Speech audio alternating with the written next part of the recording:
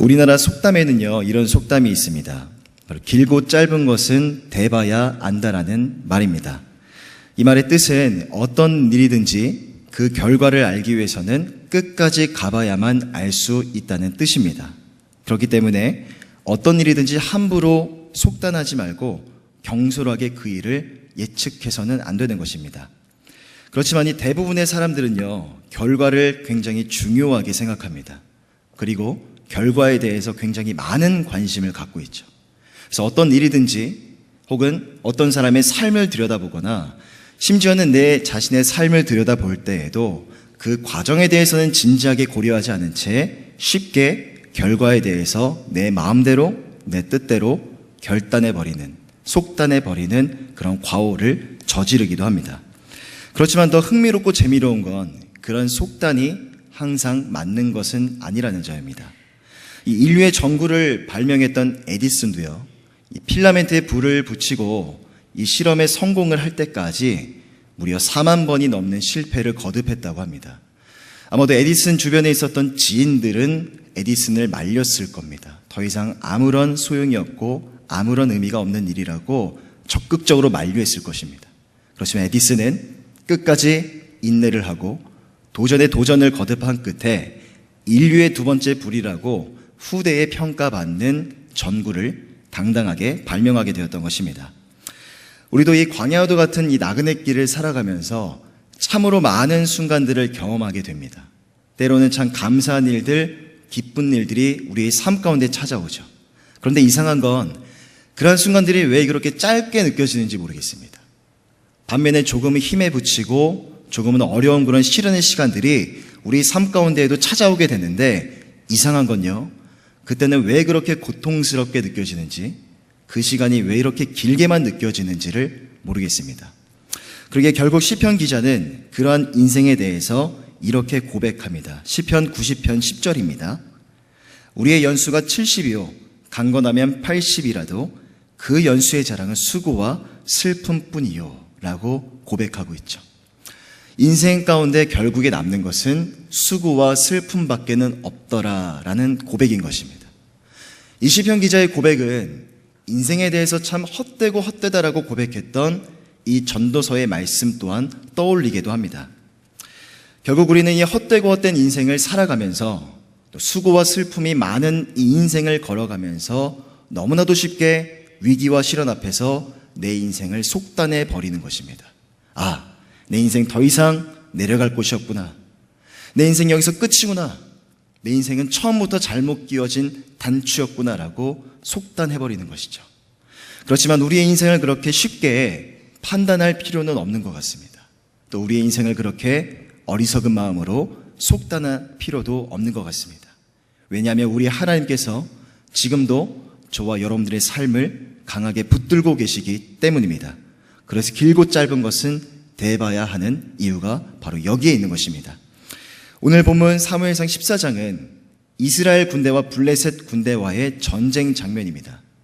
이 전쟁의 배경이 되는 지역은 믹마스라는 지역이고요. 사실 이 전쟁의 결과는 불보듯 뻔한 결과였습니다.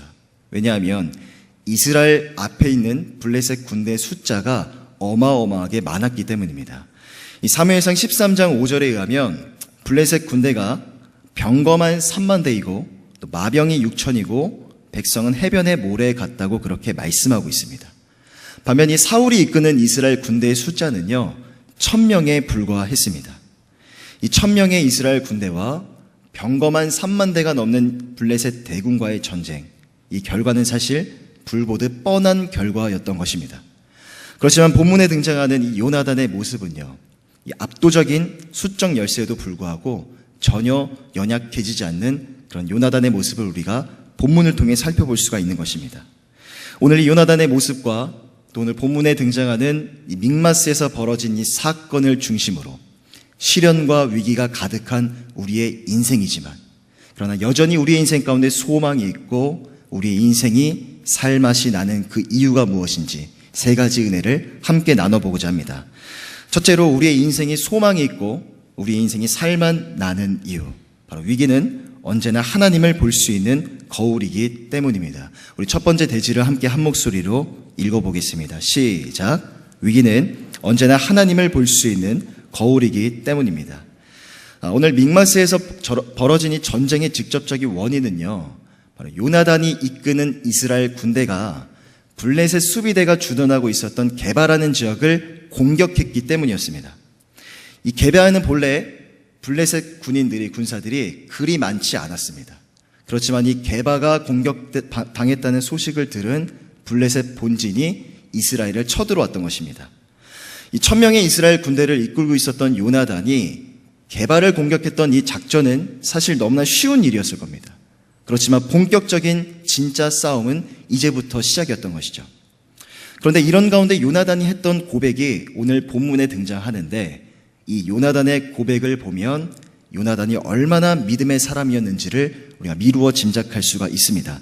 사무엘상 14장 6절 말씀을 우리가 한 목소리로 읽어보겠습니다. 시작.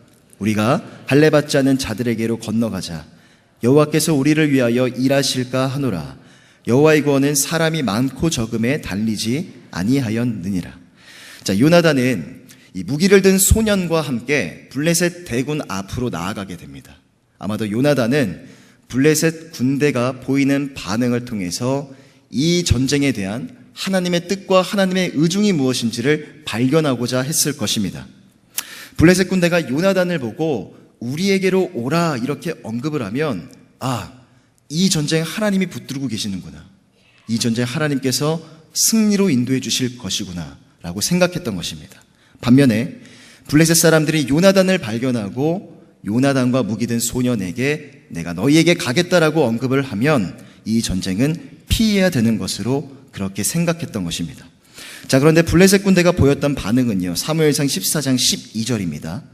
그 부대 사람들이 요나단과 그의 무기를 든 자에게 이르되 우리에게로 올라오라, 우리에게로 오라. 자, 블레셋 군대는 요나단과 그의 무기 든 소년을 발견하고 우리에게로 오라 라고 이렇게 언급하고 있습니다.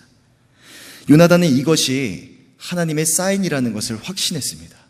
이 전쟁 하나님께서 붙들고 계시고 이 전쟁 하나님이 반드시 승리케 하실 거라는 확신을 가지고 담대함을 갖게 되었습니다. 그리고 그의 수하와 함께 블레셋 군대에 기습 공격을 했던 것입니다. 이 블레셋 군대는 엄청난 대군이었지만 용기 있고 담대한 요나단의 행동으로 인해서 곧 아수라장이 되어버리고 말았습니다. 주 안에 사랑하는 성도 여러분들, 한 사람 안에 있는 믿음과 신앙이라는 건요, 결국 그 사람이 처음부터 가지고 태어난 것은 아니라고 저는 생각을 합니다. 한 사람이 어떻게 하나님 앞에선 한 사람의 건강한 성도로 성장할 수가 있느냐, 거기에는 그 사람의 역사 속에서 어떠한 특별한 경험이 있고 특별한 계기가 있다라고 저는 믿습니다. 그리고 그러한 시간들 속에서 스스로의 어떤 결단과 의지가 있어야만 가능한 일이라고 저는 생각합니다. 그래서 오늘 저는 본문에 등장하는 이 요나단의 모습을 묵상하면서 아마 요나단도 처음부터 이렇게 용기가 있고 담대한 사람은 아니었을 텐데 라는 생각을 하게 되었습니다. 그러기에 요나단의 인생 속에서 어떤 특별한 계기가 있지 않았을까? 어떤 특별한 경험이 있지 않았을까? 바로 이스라엘과 블레셋과의 전쟁의 역사 속에 그 힌트가 담겨져 있습니다. 오늘 본문 14장에 등장하는 이 mik마스 전투가 벌어진 때는 주전 1048년입니다. 이 요나단의 활약으로 인해서 블레셋 군대는 점점 무너지기 시작했습니다. 이 본문을 자세히 살펴보면 mik마스 전투에서 이스라엘 백성들이 기세를 잡을 수 있었던 주요한 이유는요, 바로 요나단의 기습 작전이었습니다. 그런데 조금 더 이 전쟁 장면을 깊이 들여다보면 이스라엘 백성들이 전쟁에서 승기를 잡을 수 있었던 주요한 이유는 바로 요나단이 한 것이 아니라 하나님이 행하신 일이었습니다. 사무엘상 14장 20절을 보면 사울과 그와 함께한 모든 백성이 모여 전장에 가서 본즉 블레셋 사람들이 각각 칼로 자기의 동무들을 침으로 크게 혼란하였더라 라고 말씀하고 있습니다. 자, 요나단의 아버지 사울이 전쟁에 가서 어떠한 상황인가 한번 보니까 블레셋 사람들이 저마다 칼을 뽑아서 서로를 찔러 죽이고 있는 기이한 현상을 목격하게 되었던 것입니다. 바로 사람이 한 것이 아니라 하나님께서 블레셋 진영에 역사하셔서 행하신 일이었습니다. 하나님이 직접 일하시고 역사하셔서 저들 스스로 싸우다가 진멸하도록 그렇게 만드셨던 것입니다. 그런데 이 과거에 이스라엘 전쟁 역사를 돌아보면 이와 비슷한 성격을 가진 전쟁이 한 차례 더 있었습니다.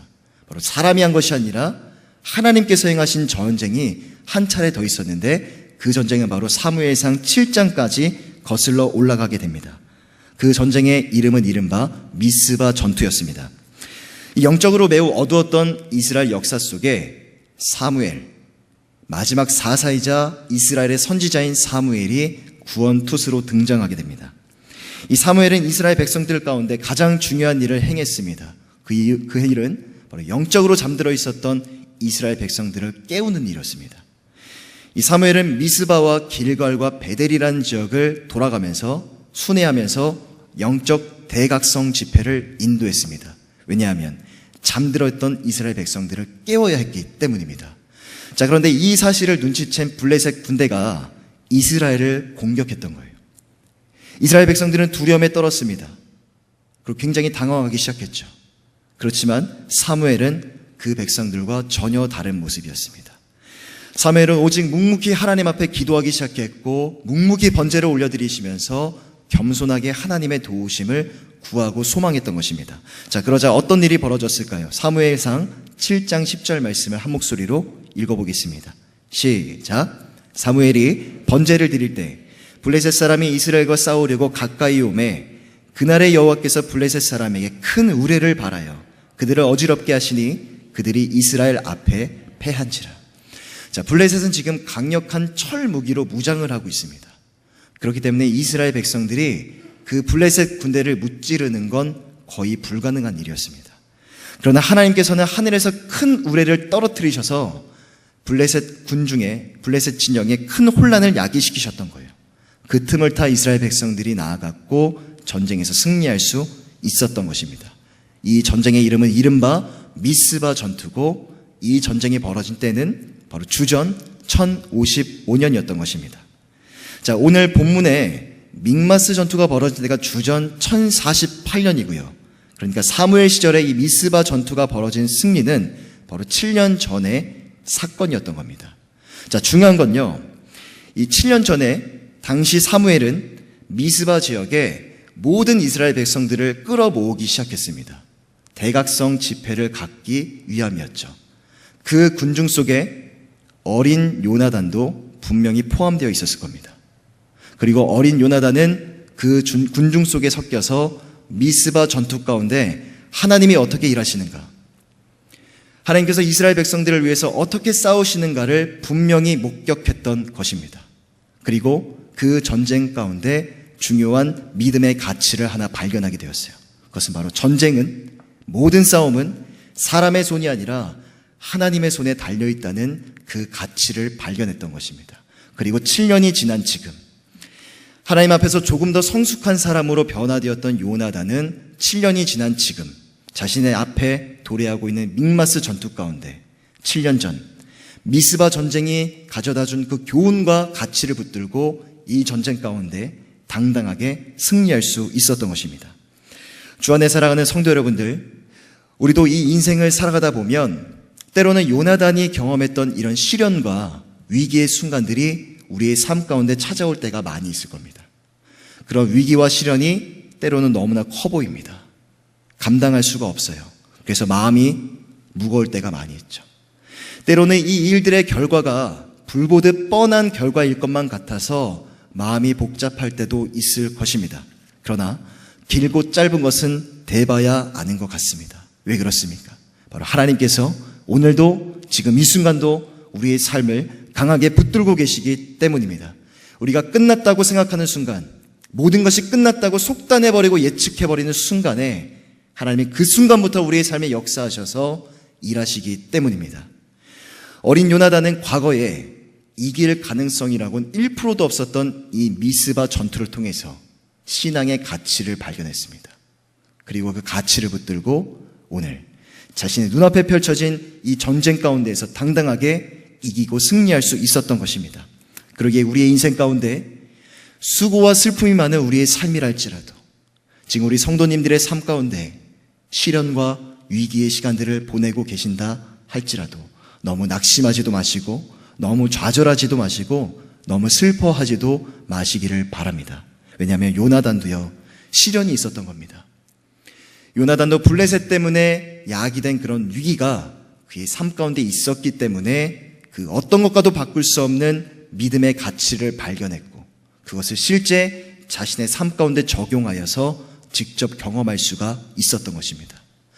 결국 요나단 앞에 나타났던 시련과 위기가 요나단을 더욱더 강력하고 담대한 믿음의 용사로 만들었던 것입니다. 하나님은 지금도 우리의 삶을 세밀하게 살펴보고 계십니다. 지금도 우리의 인생을 내려다보고 계시죠. 그리고 그런 우리의 인생 가운데 벌어지는 모든 일들 가운데 결코 우연이란 존재하지 않습니다. 우리 안에 일어나는 모든 일들은 바로 하나님의 선하신 뜻과 하나님의 선하신 동기, 하나님의 선하신 섭리가 우리의 삶 가운데 역사하고 있는 것입니다. 그리고 지금 이 순간 조금 힘든 시련과 고난의 시간들을 보내고 있다 할지라도 절대로 넘어지지 마시고 낙심하지 마시고 묵묵히 지금의 삶을 충실히 살아내시기를 바랍니다. 우리 하나님께서 반드시 여러분들의 그런 모든 고통과 시련의 시간들, 여러분들의 눈에서 흘린 눈물의 것들을 반드시 기쁨과 감사의 것들로 변화시켜 주실 줄 믿습니다. 또한 반드시 그 모든 것들이 여러분들을 이전보다 과거보다 더욱더 담대하고 강력한 믿음과 신앙을 가진 하나님의 사람으로 바꿔놓을 줄 믿습니다. 왜냐하면 위기와 시련은 바로 하나님을 볼 수 있는 선명한 거울이기 때문입니다. 우리 좌우 앞에 계신 분들 향해서 이렇게 한번 선포하겠습니다. 위기는 하나님을 바라보는 거울입니다. 위기는 하나님을 바라보는 거울입니다. 두 번째로 시기와 시련과 위기가 가득한 우리의 인생 가운데에서 여전히 우리의 인생이 소망이 있고 우리의 인생이 살맛나는 이유는요, 바로 상황이나 환경이 전부는 아니기 때문입니다. 우리 두 번째 대지를 함께 한 목소리로 읽어보겠습니다. 시작. 상황이나 환경이 전부는 아니기 때문입니다. 이스라엘 백성들은 블레셋과의 수많은 전쟁을 치러왔습니다. 그런데 그런 블레셋과의 전쟁은 이스라엘 가운데 많은 고통의 씨앗을 던져주었습니다. 특별히 우리가 눈여겨볼 전쟁의 장면은요, 사무엘상 4장입니다. 이 사무엘상 4장에 보면 아벡 전투라는 전쟁이 등장하는데 이 전투는 이스라엘 백성들이라면 정말 기억하고 싶지 않은, 되새기고 싶지 않은 그런 치욕스러운 전쟁이었습니다. 왜냐하면 이 전쟁을 통해서 이스라엘 군사가 무려 3만 명이 사망을 했고요, 여호와의 법궤도 블레셋 군대에 빼앗기게 되었습니다. 뿐만 아니라 이 전쟁 이후에 이스라엘 안에 있었던 모든 철 생산 공장들이 문을 닫게 되었어요. 그리고 블레셋 군대가 그 철 생산 공장을 독점해버렸습니다. 왜 그랬을까요? 이스라엘이 다시는 강력한 무기로 무장하지 못하도록 하기 위한 블레셋의 노림수였던 것입니다. 그래서 사무엘상 13장 22절에 보면 싸우는 날에 사울과 요나단과 함께한 백성의 손에는 칼이나 창이 없고 오직 사울과 그의 아들 요나단에게만 있었더라라고 말씀하고 있습니다. 자, 전쟁을 해야 되는데 무기를 가진 사람이 사울과 요나단 뿐이었다라고 말합니다. 그러기에 전쟁을 할 수도 없고 전쟁을 해서도 안 되고 전쟁을 해봤자 그 결과는 불보듯 뻔한 그런 절망적인 상황이었던 것입니다. 자, 뿐만 아니라 상황은 더 좋지 않습니다. 본문에 등장하는 요나단의 아버지 사울이 등장하는데 사울은 매우 좋지 않은 아버지였습니다. 따뜻한 아버지가 아니었고 매우 비정한 아버지의 모습으로 나타나고 있습니다. 이 블레셋 수비대가 있는 게바를 공격하는 이 작전, 이것은 분명 요나단 스스로가 계획한 작전이라기보다는 아버지 사울과 함께한 연합 작전이었을 겁니다. 사무엘상 13장 2절을 보면 사울이 말합니다. 이스라엘 사람 3,000명을 택하여 그 중에서 2,000명은 자기와 함께 믹마스와 베델산에 있게 하고 1,000명은 요나단과 함께 베냐민 기브아에 있게 하고 남은 백성은 각기 장막으로 보내라. 이렇게 명령을 하고 있습니다. 자, 사울 왕의 본래 계획은 이러했습니다. 요나단이 블레셋 수비대가 있는 게바 지역을 밑에서부터 위로 치고 올라오면 사울은요, 바로 게바 위쪽에 있었던 믹마스 지역에 진을 치고 있는 겁니다. 그리고 위에서 아래로 그 블레셋 수비대가 주둔하고 있었던 게바를 포위하는 것이 이 전쟁의 핵심이었던 것입니다. 자, 그런데 우리가 주목할 것은 이 군대의 구성 인원입니다. 군대의 구성 인원. 이스라엘 백성들 가운데 3,000명의 용사를 선출합니다. 아마 용기 있고 힘이 굉장히 세고 싸움을 잘하는 그런 남성들이었겠죠. 자, 그런데 사울이 자신은 2,000명의 군사를 가져가고 나머지 1,000명을 자신의 아들 요나단에게 떼어줬던 겁니다. 여러분, 이 대목만 봐도 사울이 요나단에게 있어서 어떤 아버지였는지 우리가 알 수 있지 않겠습니까? 정상적인 아버지였다면 군사가 3,000명이 있어요. 그러면 정상적인 아버지라면 본인이 더 적은 숫자의 군사를 가져가고 아들에게 더 많은 군사를 내어주지 않겠습니까? 그렇지만 사울은 그런 정상적인 아버지가 아니라 비정상적인 아버지, 비정한 아버지였던 것입니다. 자, 뿐만 아니라 사울은 요나단이 게바를 공격했을 때 믹마스에서 진을 치고 있다가 반드시 그 지역에 머물러 있었어야만 했어요. 그것이 바로 이 작전에 있는 사울의 역할이자 사울의 몫이었던 겁니다. 그런데 사울은요, 게바가 공격당했다는 소식이 블레셋 본진에 들렸어요. 그리고 블레셋 본진이 쳐들어올 것이 두려워서 믹마스를 지켰어야 하지만 그 지역을 버리고 길갈로 도망을 쳐 버리게 되었습니다. 사울은 자신이 믹마스를 포기할 경우에 자신의 아들 요나단이 목숨이 위험할 수도 있었다라는 사실을 분명히 알았어야만 했습니다. 그러나 사울의 머릿속에는 그러한 생각이 없었던 것입니다. 이런 비정한 아버지 사울의 활약 때문에 결국 1,000명의 군사를 이끄는 요나단이 병검한 3만이 넘는 거대한 대군 블레셋 대군과 대치하게 되었던 것입니다. 주 안에 사랑하는 성도 여러분들, 오늘 요나단이 마주하고 있는, 직면하고 있는 두 가지의 좋지 않은 상황이 있습니다. 첫째로 전쟁을 해야 되는데 무기가 없어요. 블레셋 대군과 싸울 만한 무기도 없고 전력이 너무나도 떨어집니다. 그리고 둘째로 요나단은 아버지 사울로부터 든든한 지원을 받아야 되고 든든한 후원을 받아야 되는데 그래도 부족할 판에 아버지로부터 배신을 당하고 오히려 아버지 때문에 더 큰 위기에 놓이게 되었던 것입니다. 이처럼 우리도 이 땅 살아가다 보면 좋지 않은 상황에 직면할 때가 많이 있을 것입니다. 우리 눈앞의 상황, 우리 눈앞에 펼쳐진 그런 환경들 때문에 우리의 마음이 무너질 때도 많이 있을 겁니다. 때로는 눈앞의 것들이 전부인 것처럼만 보이고 여기를 쳐다봐도 이곳을 쳐다봐도 어떠한 길도 보이지 않고 어떠한 해답도 어떠한 대안도 찾지 못할 때가 많이 있을 것입니다. 그렇지만 우리가 반드시 기억하고 염두에 둬야 될 사실이 있습니다. 때로는 상황과 환경이 전부는 아니라는 사실입니다. 저는 하나님의 관심이요, 바로 우리의 인생의 상황, 환경 그 자체에 있다고 생각하지 않습니다. 하나님의 관심이 우리의 환경 자체에 있었다면 하나님을 믿기로 결단한 순간부터 우리의 삶은 행복했어야만 해요.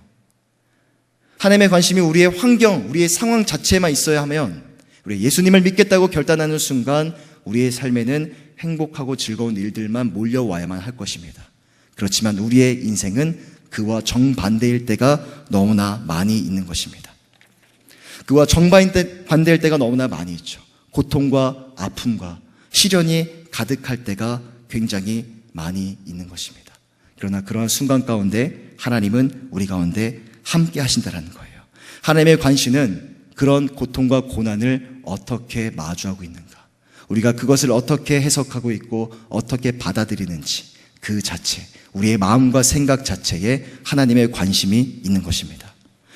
요나단은 결코 자신이 지금 눈앞에 처하고 있는 상황이 전부라고 여기지 않았습니다. 오히려 요나단은 오히려 더 담대한 모습을 보여줬고요.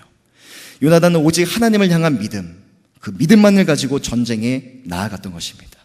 그러기에 그 믿음이 오늘 본문에 등장하는 6절의 고백을 이끌었다라고 저는 믿습니다. 우리 사무엘상 14장 6절 말씀을 한 번 더 한 목소리로 읽어보겠습니다. 시작.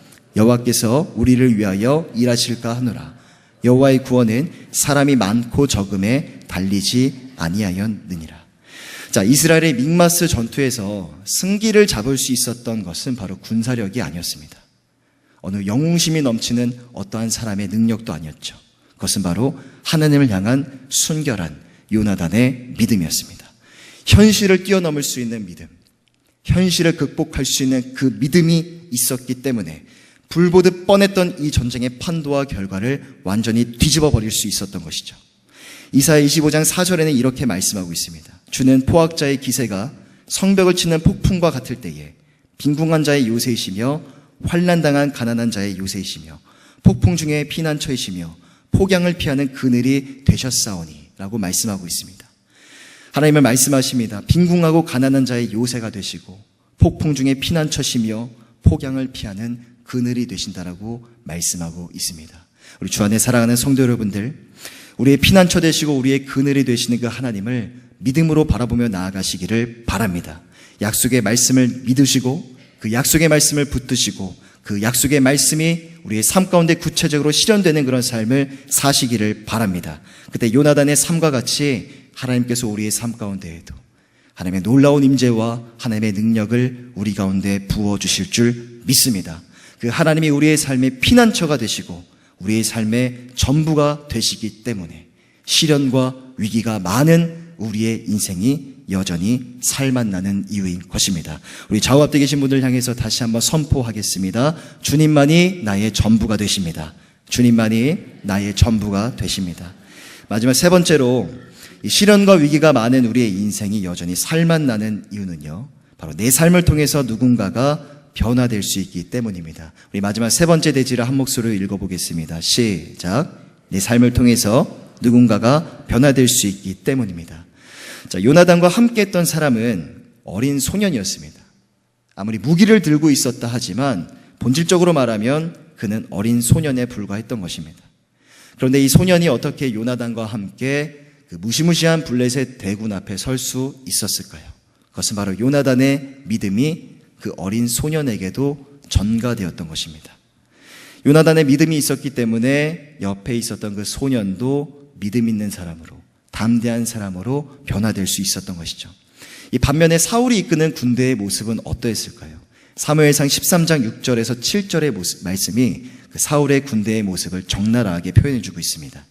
이스라엘 사람들이 위급함을 보고 절박하여 굴과 수풀과 바위 틈과 은밀한 곳과 웅덩이에 숨으며 어떤 히브리 사람들은 요단을 건너 갓과 길앗 땅으로 가되 사울은 아직 길갈에 있고 그를 따른 모든 백성은 떨더라 라고 말씀하고 있습니다. 자, 사울은 믹마스에 진을 치고 있다가 금세라도 쳐들어올지 모르는 블레셋 군대가 두려워서 멀리 도망을 가버렸죠. 그러자 그 사울 안에 있었던 두려움이 그가 이끌고 있었던 모든 군사들에게 삽시간으로 퍼져가게 됩니다. 어떤 군사들은 동굴로, 어떤 사람은 수풀과 바위 틈으로 숨어버렸고, 어떤 사람은 요단강을 건너서 저 멀리에 있는 길르앗 땅까지 도망가는 군사가 속출하게 되었던 겁니다. 처음 시작할 땐 분명히 2,000명의 군사가 자신의 뒤를 따르고 있었지만 뒤를 돌아봤을 땐 아무도 남아있지 않았던 것입니다. 사랑하는 성도 여러분들, 우리가 살아가는 이 인생은요, 결코 나의 힘으로만 살아갈 수가 없습니다. 내 능력으로만 살아갈 수가 없고요, 혼자 다소 살 수가 없는 그런 인생인 것입니다. 교회 안에서의 생활뿐만이 아니라 우리가 세상의 한복판 가운데 살아갈 때에도 인간은 공동체 안에서 서로 교제를 나누고 관계를 형성하면서 사회 속에 건강한 한 사람의 사람으로 교회 안에서의 거룩한 성도로 빚어지게 되는 것입니다. 그러기에 우리의 인생이 정말 살맛이 나고 우리의 인생이 참으로 재미가 나는 그런 이유가 뭐냐면 이 관계에 핵심이 있는 것입니다. 내 삶을 통해서 나 때문에 어느 누군가가 변화되는 겁니다. 나 때문에 내가 만나고 교제하는 어떤 사람의 성품이 변화되는 거예요. 나 때문에 그 사람의 말과 행동이 변화되고요. 나 때문에 그 사람의 외형적인 모습뿐만이 아니라 내면의 가치까지도 아름답게 변화되는 것입니다. 그런 일들이 우리의 삶 가운데 일어난다면 사실 이것은 굉장히 귀하고 감사한 일인 것입니다. 또한 나 때문에 어떤 사람이 예수님을 더 깊이 알아가게 된다면, 교회 안에 있는 성도뿐만이 아니라 세상 가운데 살아가고 있는 우리의 이웃이 나 때문에 거룩하고 존귀하신 그 예수님을 더욱더 깊이 알아갈 수 있다면 사실 이것만큼 가장 귀하고 값진 일은 없는 것입니다. 설령 그 일들 가운데 나의 고통, 나의 시련, 내가 아픔을 겪었던 나의 이야기들을 사용한다 할지라도 나는 그 한 영혼이 변화될 수 있다면, 그 한 영혼이 예수님을 깊이 알아갈 수 있다면 나의 모든 것들을 아끼지 아니하고 기꺼이 기쁨과 즐거움으로 간증할 수가 있는 것입니다.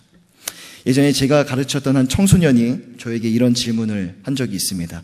전도사님, 예수님을 믿어서 천국에 가면 굳이 일찍 믿을 필요가 있을까요? 굳이 일찍 믿을 필요가 있을까요? 나이 들어서 예수 믿고 천국에 가는 것도 나쁘지 않을 것 같은데요. 젊었을 때 누리고 싶은 거 다 누리고 하고 싶은 거 다 한 다음에 늦게 예수 믿고 천국 가도 괜찮은 방법인 것 같습니다. 이렇게 얘기하는 한 아이가 있었습니다. 그런데 이런 질문을 하는 그 친구의 내면의 의도를 살펴보면 아주 심각한 오해가 있는 걸 발견하게 됩니다. 마치 신앙생활이라는 건 굉장히 재미가 없고 지루하고 무료한 것, 그리고 예수님을 믿는 순간부터 왠지 모를 구속이 많고 억압받는다라는 그런 심각한 오해가 그 아이의 마음속에 있었던 것입니다. 그렇지만 엄밀히 말하면 우리 기독교는요, 우리 안에 있는 모든 그런 기쁨과 즐거움을 빼앗아가는 금욕적인 종교가 아닌 것입니다. 오히려 기쁘죠. 오히려 즐거운 겁니다. 이 공고한 인생 가운데 예수님 때문에 기쁠 수 있고 예수님 때문에 즐거움을 누릴 수 있는 것이 바로 우리의 신앙생활인 것입니다. 우리가 이 땅 살아가면서 수많은 위기와 시련과 고난을 겪죠. 그러나 그 모든 것들을 덮을 수 있고 초월할 수 있는 강력한 힘이 무엇이겠습니까? 바로 오늘도 우리의 삶 가운데 살아계시는 그 하나님과 동행하는 기쁨인 것입니다. 그 기쁨이 우리는 무엇인지를 알고 있어요. 맛을 보셨습니다. 그 기쁨을 경험하셨기 때문에 누군가에게 나눌 수 있고 누군가에게 전달할 수 있고 누군가에게도 아끼지 않고 간증할 수가 있는 것입니다. 더 늦기 전에 더 많은 사람들이 더 빨리 예수님을 알고 그 기쁨을 알 수 있도록, 그래서 우리는 간증할 수가 있는 거예요. 때를 얻든지 못 얻든지 간에 그 예수님의 사랑을 전해야만 하는 것입니다.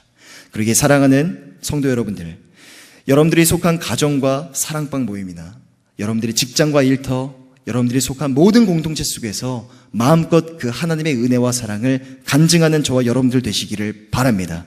지금도 우리의 삶을 강하게 붙들고 계시고 우리의 삶에 여전히 시련과 위기와 고난이 있지만 그러나 변함없는 사랑으로 우리의 삶을 인도해 가시는 그 하나님, 그 하나님과 함께 동행하는 그 이야기, 또한 우리가 구원의 선물을 받았잖아요. 그 구원의 축복을 누리며 살아가는 그 아름다운 이야기들을 세상의 한복판 가운데 나아가서 마음껏 증거하고 간증하는 우리 성성교회 모든 성도님 되시기를 주님의 이름으로 간절히 부탁드립니다. 그 간증을 통해서, 여러분들의 나눔을 통해서 반드시 여러분 앞에 있는 그 한 영혼이 예수님을 알게 되고 그 한 영혼이 예수님의 모습을 닮아 변화되어질 줄 믿습니다. 그 일을, 그 귀하고 복된 일을 지금 이 순간 감당하고 계신다면 여러분들의 인생도 분명 귀하고 값진 인생임에 분명할 것입니다. 말씀을 정리하도록 하겠습니다. 마지막으로 용예원 시인의 한 시를 함께 나누고 싶습니다. 시의 제목은 그대가 있어 편안하다라는 시입니다. 야속하게 흘러만 가는 세월이 응어리진 가슴에 뚫어놓은 구멍이 커져 헛살아온 것만 같았는데 내 마음을 이해해주는 그대가 있어 편안하다. 쓸쓸하기만 한 세상살이 외로움에 울고 싶을 때 사랑을 알게 해주는 그대 곁에서 오래도록 쉬고 싶다. 윤예원 시인의 그대가 있어 편안하다라는 시입니다. 이 수고와 슬픔이 많은 이 세상, 그리고 삭막하고 쓸쓸함이 가득한 이 세상 속에서 진정한 사랑이 무엇인지 알려주는 분이 계십니다. 그분은 바로 예수님입니다. 세상에서 가장 알 수가 없는 것이 사람이라고 하죠. 그래서 사람은 끝까지 가봐야만 알 수 있다고 합니다. 그러나 예수님은요, 사람과 같지 않습니다. 예수님은 처음부터 믿고 끝까지 가는 것입니다. 그게 믿음이고 그게 신앙인 것 같습니다. 우리의 인생 길고 짧은 것은 대봐야 하는 이유, 바로 예수님께서 우리의 삶 가운데 함께 하시기 때문입니다. 예수님께서 여러분 삶의 시작부터 여러분 인생의 마지막까지 함께 하시기 때문에 우리 인생은 결코 속단할 수 없습니다. 우리가 어떤 상황 가운데 있든지 어떤 환경 가운데 있든지 결코 그 이유 하나 때문에 우리 인생은 쉽게 속단하고 예측할 수 없는 것입니다. 그 예수님이 우리와 함께 하시기 때문에 우리의 삶은 참으로 평안합니다. 그 예수님이 우리와 함께 하시기 때문에 시련 가운데 있어도, 삶의 위기 가운데 있어도 우리는 참된 쉼과 안식을 경험할 수가 있는 것입니다. 시련과 위기가 많은 우리의 인생, 여전히 소망이 있고 여전히 살만 나는 이유, 다른 이유가 없습니다. 그것은 바로 예수님 때문일 것입니다. 기도하겠습니다. 진실하신 하나님 아버지, 수고와 슬픔이 많은 이 세상 가운데 살아가고 있지만 언제나 변함없는 사랑으로 우리를 붙들어 주시고 인도해 주심을 찬양하며 나아갑니다. 우리 앞에 상황과 환경들은 우리를 낙심하게 만들고 좌절하게 만들지만 그런 위기와 시련 앞에서 하나님을 바라보게 하여 주시고 그 하나님을 향한 믿음과 신앙을 간절히 붙들며 우리 현실의 모든 한계와 장벽을 극복하며 나아가는 우리 서롱성교의 모든 성도들 다 되게 하여 주시옵소서. 하나님께서 행하신 놀라운 일들과 은혜들, 그리고 구원의 축복들을 누리는 아름다운 이야기들, 오늘도 우리의 삶 가운데 보내주시는 그 한 영혼 한 영혼들에게 아끼지 아니하고 간증하고 나눠주고 드러낼 수 있는 그런 삶을 살아가게 하여 주시옵소서. 신실하신 예수 그리스도의 이름으로 간절히 기도드립니다. 아멘.